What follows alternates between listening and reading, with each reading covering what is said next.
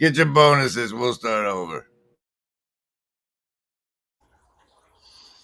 We all know that there is no agency any living gent can see doing what is right for me. Is lifting up my bro so he can grow some eyes to see that doing what is right for me increases all our agency.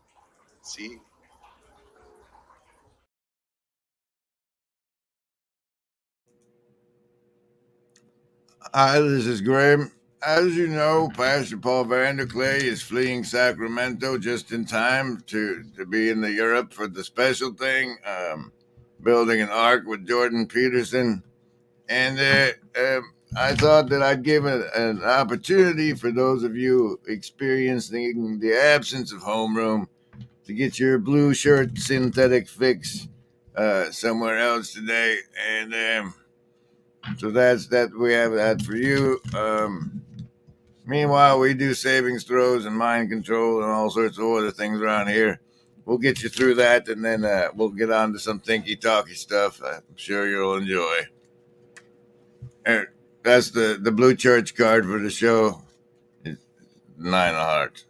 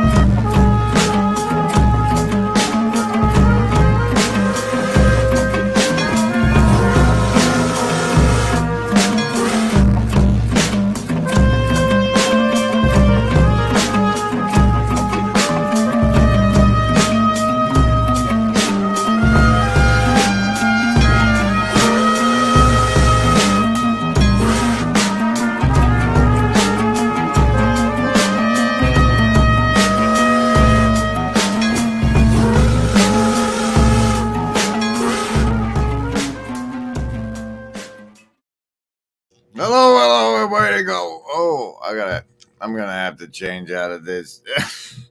It's terribly uncomfortable, this blue shirt nonsense. This blue shirt nonsense. And I don't know how he does that, how he puts himself on the side over there like that. I think it's some fancy OBS thing. Don't look down there. Hey, welcome. We do it live. Because you're alive and we're sharing a live moment together. We could all breathe at the same time in synchrony if we wanted.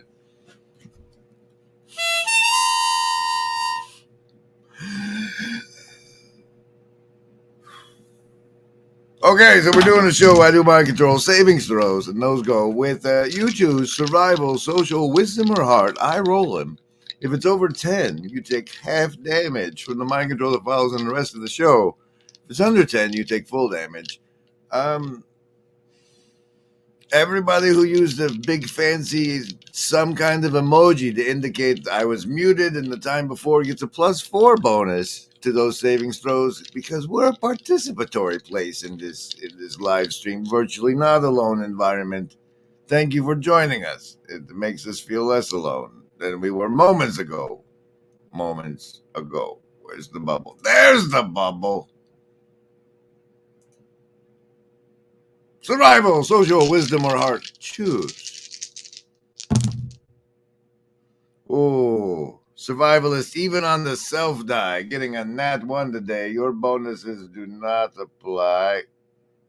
Focus. Anyway, socialist, though, you got your chakras lined up. That's a 7 for you. Wow, wisdom lovers and heart folks both rocking in the number of transformation today. That's an 11, and that's an 11. Indigo kids, you're at 4. Good luck, pal. Welcome, everybody. It's one of the Mondays, I hear. Remember it. This agency. We want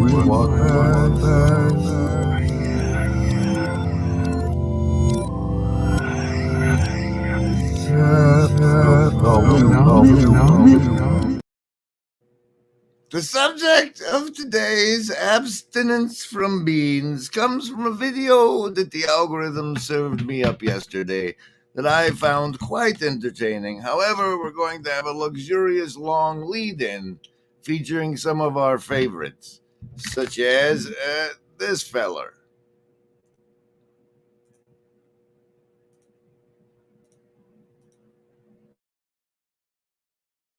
He belongs to a group of individuals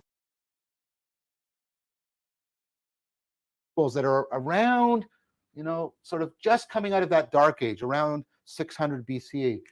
These individuals were called the divine men.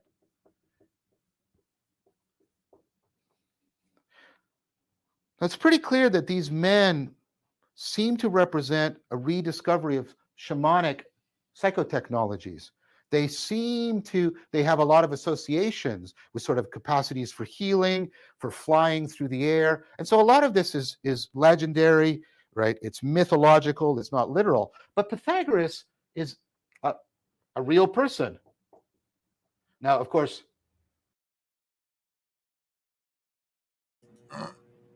Queen of clubs for the casino folks. there's lots and lots of legendary material around him, but the legend even points towards these important aspects. He seems to have gone through shamanic training.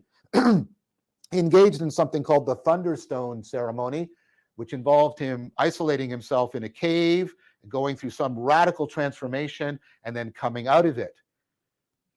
He seems to have experienced soul flight because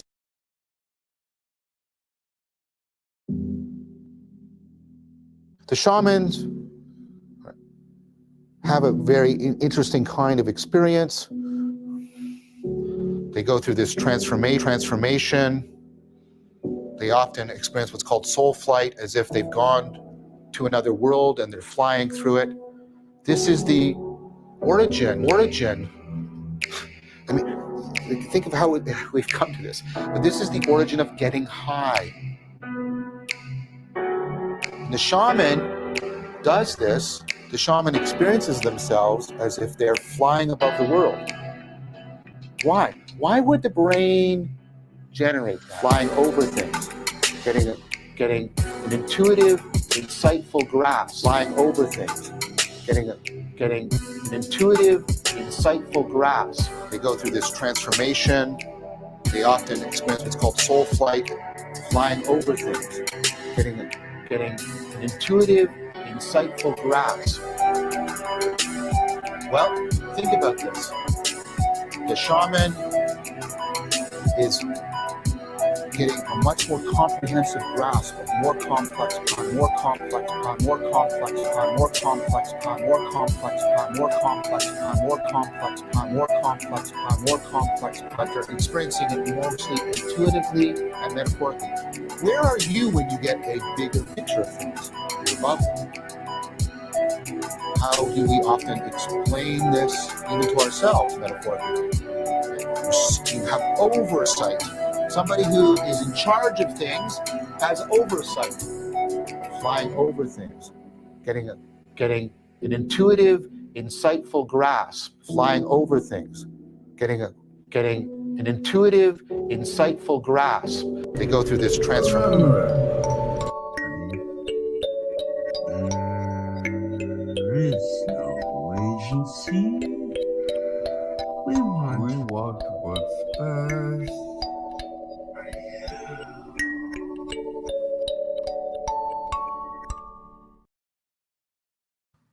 Pythagoras. Yes. What do I think of him? Why is he not included? Does he have a secret? Did he have a secret society? What do you know of this man? You know about a lot of his compatriots, I understand. What's up with him? Well, I did talk about Pythagoras quite a bit in Awakening from the Meaning Crisis, but there's a lot more about Pythagoras. He's a really interesting figure. He's liminal. He seems to be, everything I'm going to say is controversial because there's so little direct evidence that every conclusion is underdetermined by the evidence. But I think there's good scholarly work showing that he seems to represent the tail end of sort of an influx of shamanism or shamanism-like practices out of Thrace coming into Greece. Because right before him, there's all these sort of divine men that are sort of semi-legendary, and they clearly have sort of shamanic things. And Pythagoras does weird shamanic stuff. He does the Thunderstone ceremony where he goes into a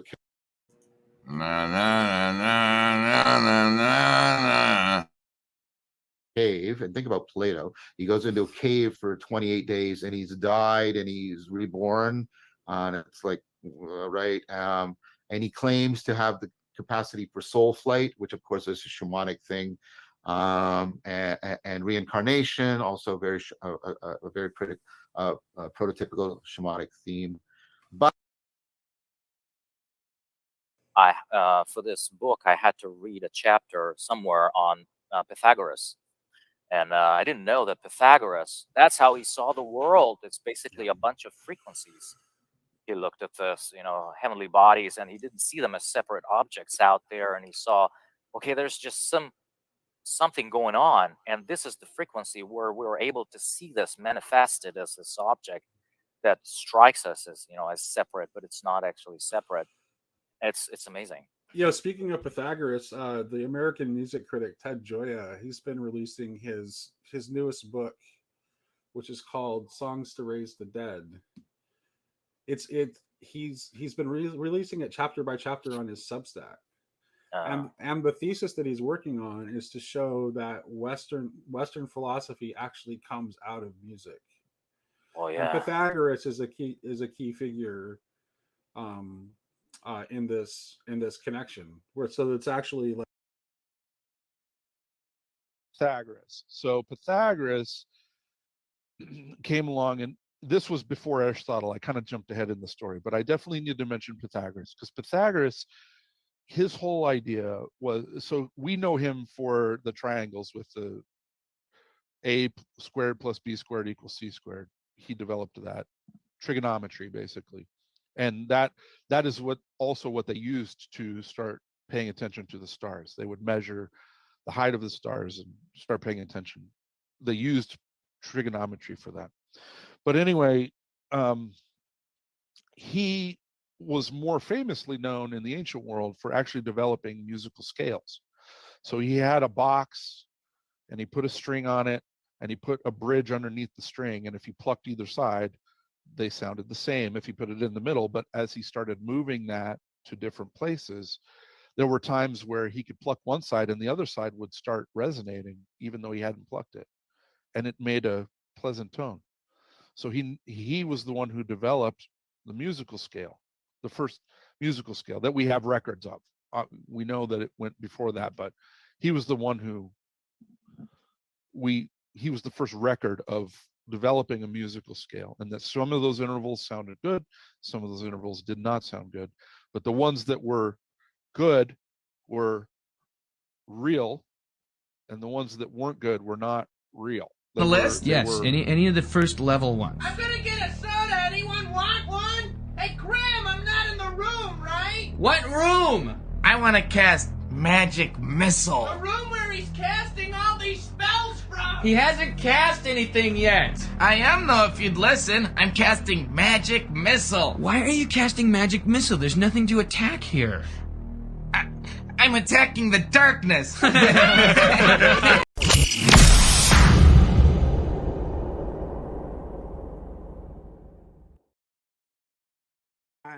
And actually, you can see this. This is actually within the Greek tradition. This is like the Greeks will tell you this, is that Pythagoras got his knowledge from Jerusalem.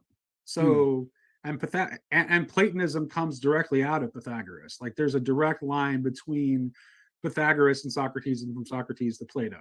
So ultimately, the roots of Platonic thought really do reach back to what would be First Temple Jewish mysticism. Like, they didn't make sense, right? Because they didn't resonate with the universe. So there was no harmony in them. So he believed that the world was harmonious, and if you look out in the world, it's functioning properly, so we can deduce that it's in harmony. So from that, we can deduce that the numbers that are real are a ratio of two things, right? That is a ratio of real numbers. So they had real numbers were the ones that had a geometric identity to them that were like squares, So because again, everything was tied to measuring things. So it was tied to in the real world. So they called it a real number. And it was working properly in harmony. So it was rational. Well, the problem with that, and that's where we get the concept of a square number. So a square number is the same, if you take 2 and then 2, you have a square that has 2 on one side and 2 on another side. So it has an area of 4. So 4 is the square of 2, right? That I don't want to know how things are to be.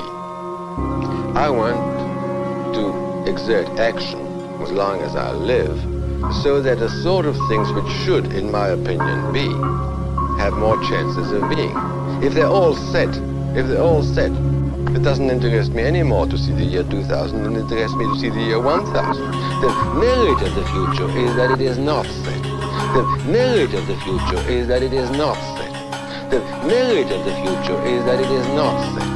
If they're all set, the merit of the future is that it is not set.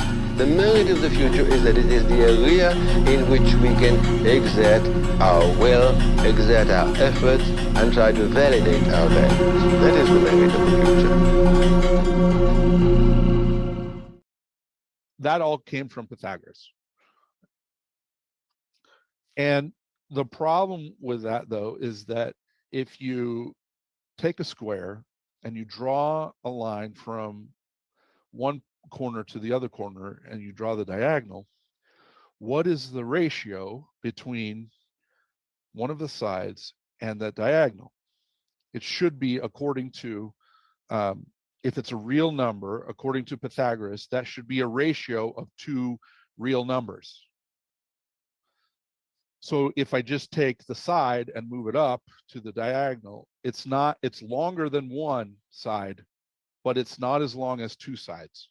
It's actually about 1.414, some long number that goes forever. It's an irrational number, is what they called it. Because no matter what the size of like if you have a side that's 2 units long and you compare it to the diagonal, it's never going to be an even ratio between 2 even numbers. Mm-hmm.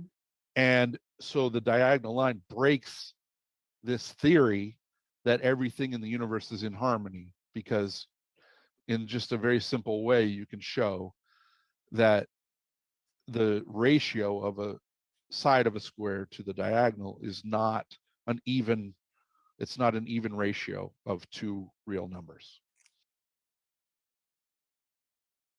This. I want you to notice first how reason and spirituality are not opposed to each other here. They're inseparably bound together. I want you to notice how Plato is putting Socrates, the Socratic project, because Socrates is how you get the man to teach the lion, how you get to realize your own foolishness, with Pythagoras. Because here's, right, the self-transcendence, the rising above yourself, the radical transformation of your consciousness and cognition that Pythagoras talks so much about. Now, this is such an entrancing and enriching and empowering myth, a perennial parable, that it's going to be a constant refrain throughout the West. People are going to be coming back to it again and again and again.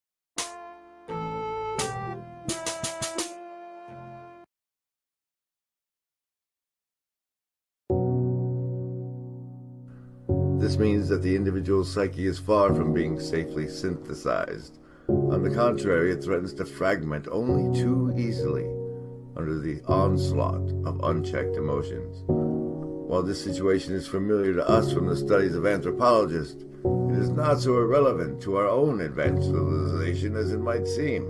We too can become dissociated and lose our identity. We can be possessed and altered by moods or become unreasonable and unable to recall important facts about ourselves or others, so that people ask, "What the devil has gotten into you?" We talk about being able to control ourselves, but self-control is a rare and remarkable virtue. But so the intention is like this will be, I'll cut this part off and leave it as a video. They often experience what's called soul flight, flying over things, getting an intuitive, insightful grasp. Where are you when you get a bigger picture of things? You're above them. Where are you when you get a bigger picture of things? You're above them. How do we often explain this even to ourselves, metaphorically? Like flying over things, getting an intuitive, insightful grasp. Those are metaphors. Those are metaphors that are little whispers, little echoes of shamanic flight, as if they've gone to another world and they're flying through it. This is the origin. Think of how we've come to this. But this is the origin of getting high, getting high. Where are you when you get a bigger picture of things? You're above getting high, getting high, of getting high, flying over things, flying over things. The shaman experiences themselves as if they're flying above the world, but they're experiencing it mostly intuitively and metaphorically. See that? Oversight. You have oversight. Somebody who is in charge of things has oversight. You see that? You see that?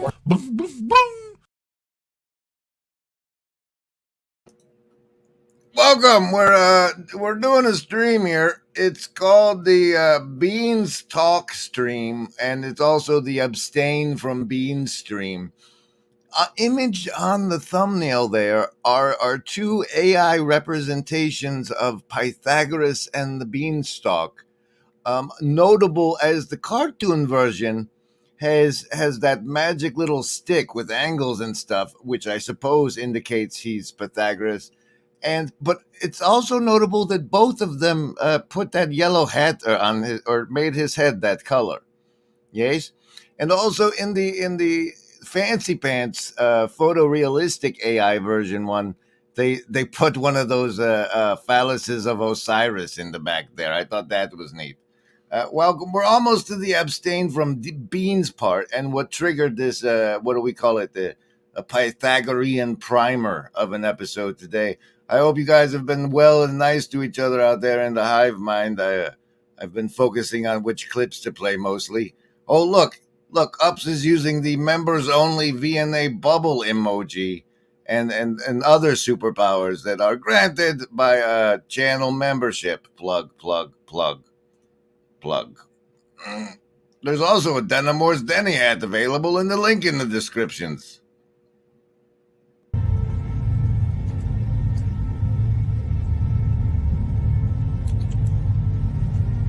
I believe that if everyone sees what just a few people become when they wholly embrace their gifts, others will awaken.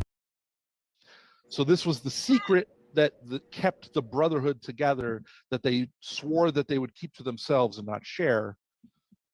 And it's what held their brotherhood together. And but eventually when it got revealed, then Pythagoras was shown to be a fraud, and everybody was really mad because he had convinced everyone.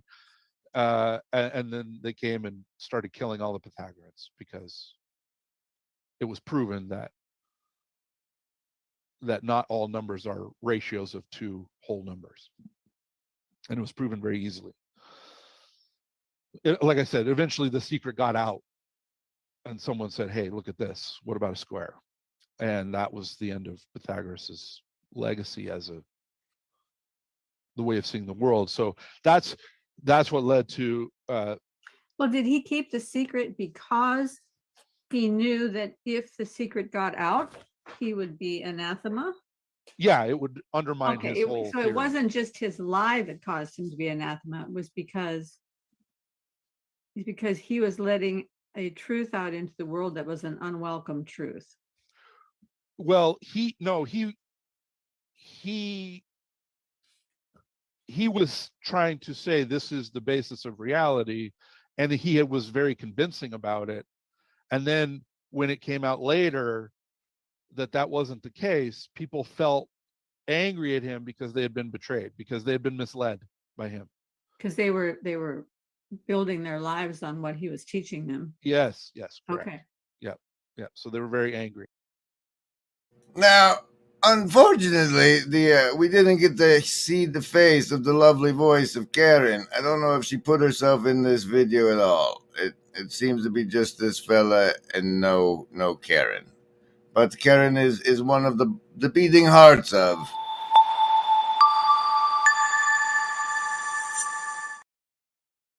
And that conversation was quite useful and helpful in our Pythagorean primer.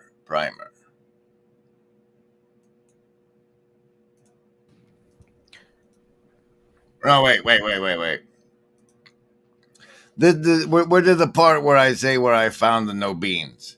And where I found the no beans is in this new video that the algorithm presented to me from the American Esoteric called The Right Hand Way, Fragments of Pythagorean Philosophy.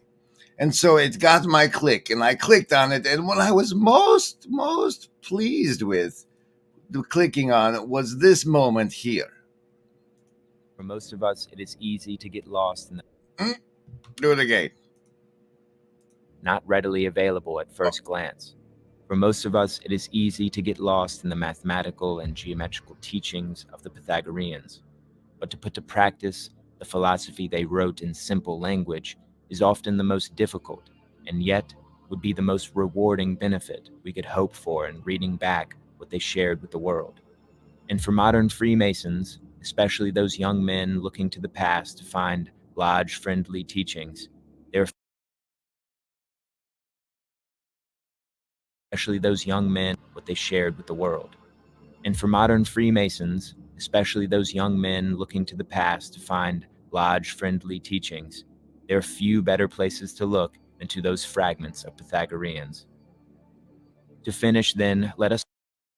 But we're not finished there, pal. I gotta show him the beans part you showed summarize. me. The beans part, let's see. We can use the magic power of YouTube clicking more. If you click more, amazing things happen. Try it on this stream. You can go down to the show transcript is where they hide it now, and then you can say abstain. And your browser will search for it, the word, and it's not that one, but this one. So let's go to this part now. Bind ourselves to the... There's he's going through, actually we'll go back a couple. He's going through sayings of the Do not easily Pythagoreans. shake hands. Like that. They had these koan-like things. And he's going through a couple. We'll get to the beans one. It'll be fun and exciting for everyone. Pull my finger. I'm attacking the darkness. With a man. Make no ill-considered friendships. One of my personal disappointments and lessons in life came from having impulsively shaken hands. What a coincidence. This is the part that also stuck out to me as like him getting way personal in an otherwise unpersonal presentation. With a few make no ill-considered friendships. One of my personal disappointments and lessons in life came from having impulsively shaken hands with a few individuals I knew to be snakes and scammers, liars and cheats.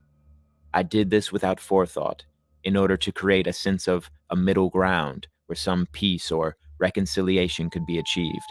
It was never achieved, and sometimes that slime inside my hand could still be felt years after the shaking. Leave not the least mark of the pot on the ashes. That is, after reconciliation, forget the disagreement. With petty arguments and entanglements, especially with genuine friends and family, if it is settled.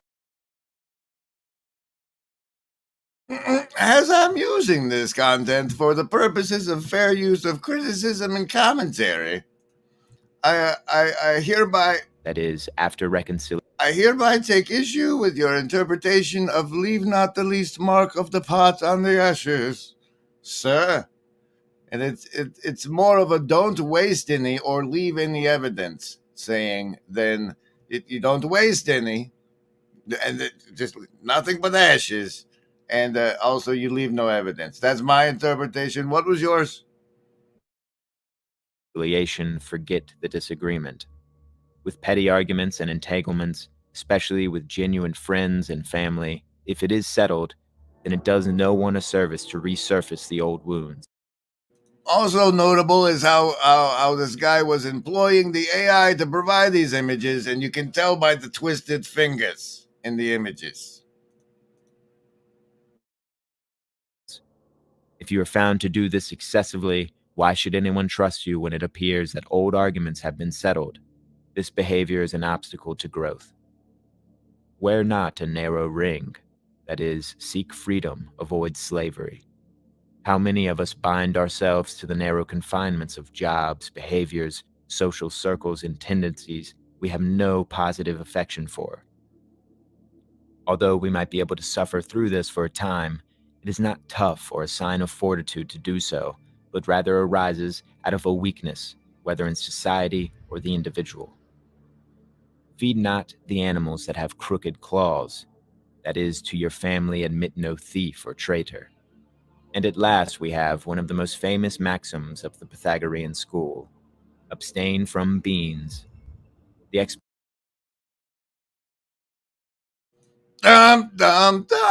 We made it. The Beanstalk team.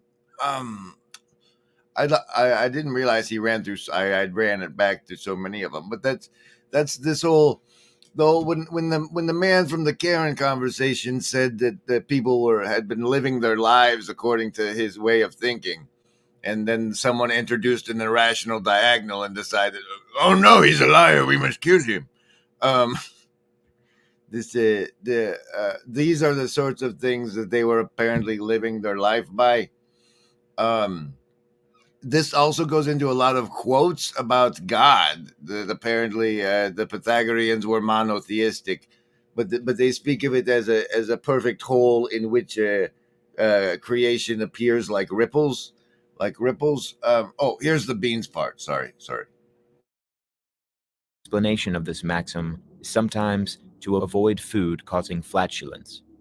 But with everything in Pythagoreanism that looks simple on the surface, there is often an array of meanings. Beans in this way becomes a symbol of material possessions as well, items that when possessed or eaten, if you will, bubble up and cause protracted discomfort. This goes for purchasing too opulent a lifestyle, while not possessing the actual means of making that lifestyle sustainable. How many of us are captivated by the gloss of modern materialism that we often participate in its flash to the immediate detriment of our finances? Do not urinate against the sun. That is, be modest and do not casually. Oh, no. We didn't want to go that far. But like I was saying, they think it's all like inside one whole creation, which means they don't think the creator is separate from creation, and that made me think of this, which is if you can see, witness here, is what happens when you collapse an underwater bubble with a sound wave. What happened? Oh, what? This is sciencey stuff. Here, maybe he talks. Together and heat up so much that the bubble gives off an incredible burst of heat and light, several thousand times a second, giving the appearance of a star. But that I don't know. Associations are weird. But he also seems to have been influenced by some of the pre-Socratics that's taking place in Greece. He actually coins the word philosophy, and cosmos. And he does seem to make this discovery about music and math, and start and make geometry, start to make geometry a thing, but not just a thing the way it is for us, but a sacred practice, an imaginal practice. Is he the music of the spheres guy? That's later, but he probably starts the line of thinking and experiencing that leads to that.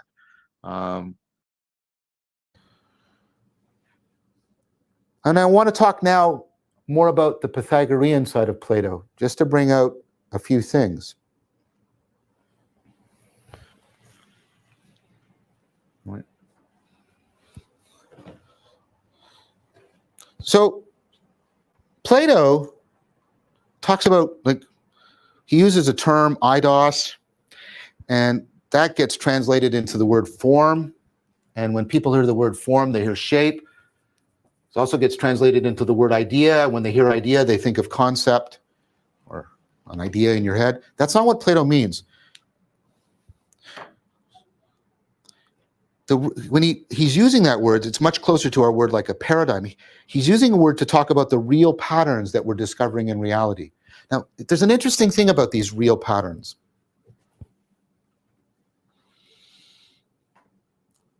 They're both the access, the pathway we have to understanding something, the pathway we have for getting at the reality of something, because those are the real patterns.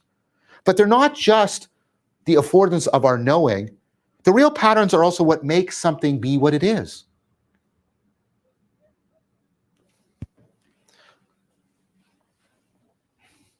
So,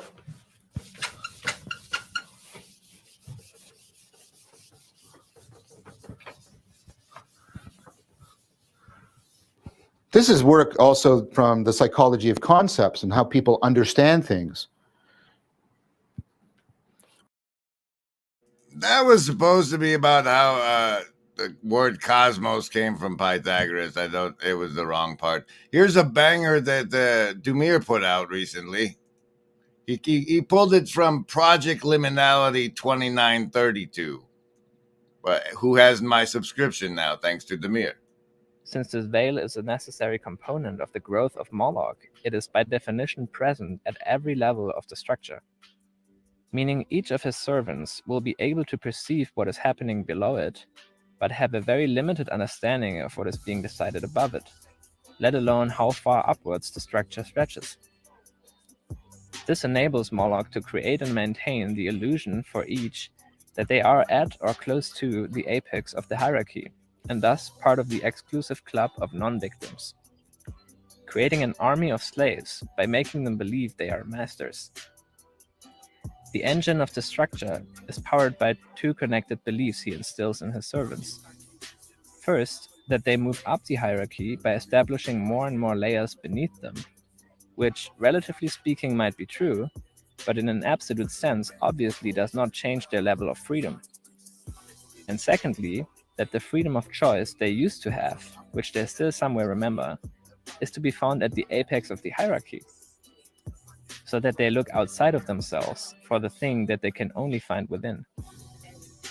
Ironically, the exact inverse is true as symbolized by the narrowing shape of the pyramid structure, which implies a further constraint of freedom when ascending the hierarchy, often referred to as rules for rulers.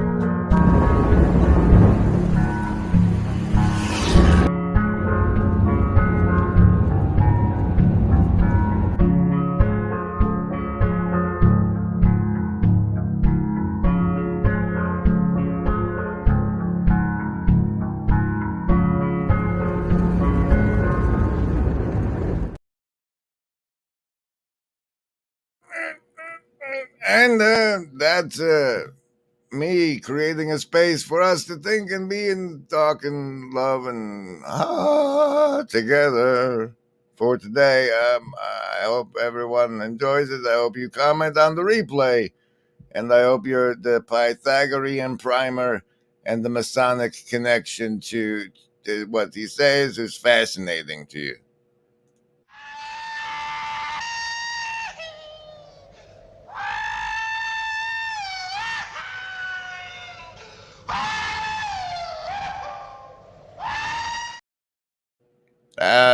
I'm gonna shanty on out. I'll see you tomorrow. We all know that there is no agency any living gent can see. Doing what is right for me is lifting up my bro so he can grow some eyes to see that doing what is right for me increases all our agency.